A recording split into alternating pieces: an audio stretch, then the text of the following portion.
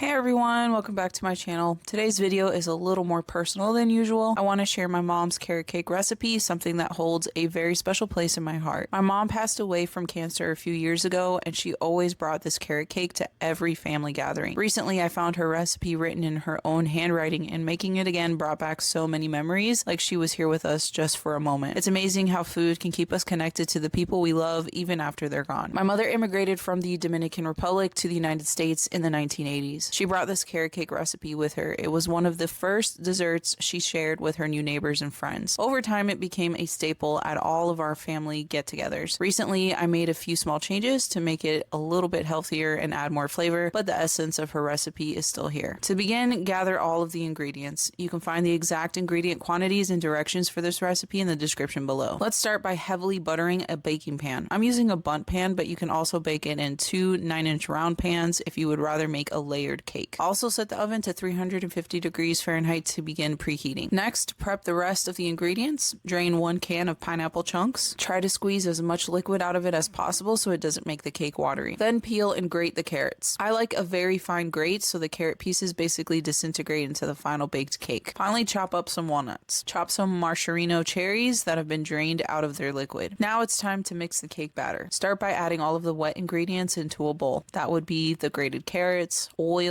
I like using avocado or extra virgin olive oil for this recipe so it's healthier. Then add the sugar, eggs, pineapple chunks, chopped cherries, walnuts, vanilla, baking soda, salt, and cinnamon. Mix until well combined before adding the flour. Then mix again. The batter will be very chunky. Pour the batter into the baking pan and bake for 50 minutes. Insert a butter knife to test the doneness of the cake. If it comes out clean, then it's done baking. The majority of the time, this cake requires some extra baking time, usually around 75 minutes for me, but this can also vary, so just check. Remove the cake from the oven and let it cool down. It does take a long time to cool, so I have a tendency to make the cake the night before and cool it in the fridge. It has to be 100% cool down before icing the cake. Once cooled, remove from the pan. It can be a little hard getting it out of a bundt pan. I run a butter knife around the edge to loosen it and then flip it upside down to pop it out. Now it's time to make the frosting and decorate the cake. I like to whip the frosting up with my KitchenAid mixer. I add powdered sugar, softened butter, vanilla, and salt. Whip until it forms stiff peaks. I like to frost with a crumb coat first before going heavy with the final layer of frosting. To decorate, I rub chopped walnuts onto the bottom edge of the cake. I top the cake with a few mini carrots. I cut a small piece of fresh curly parsley to form the carrot top. And that's it. Very simple. Thank you so much for joining me on this nostalgic baking journey. Food has this incredible power to transport us to moments we've shared with loved ones, even while they're no longer with us. This carrot cake will forever be a reminder of my mom's dedication to family and her vivacious personality. If you decide to try this recipe, let me know how it turned out in the comments. Thank you for watching, and I'll see you in the next video. Enjoy!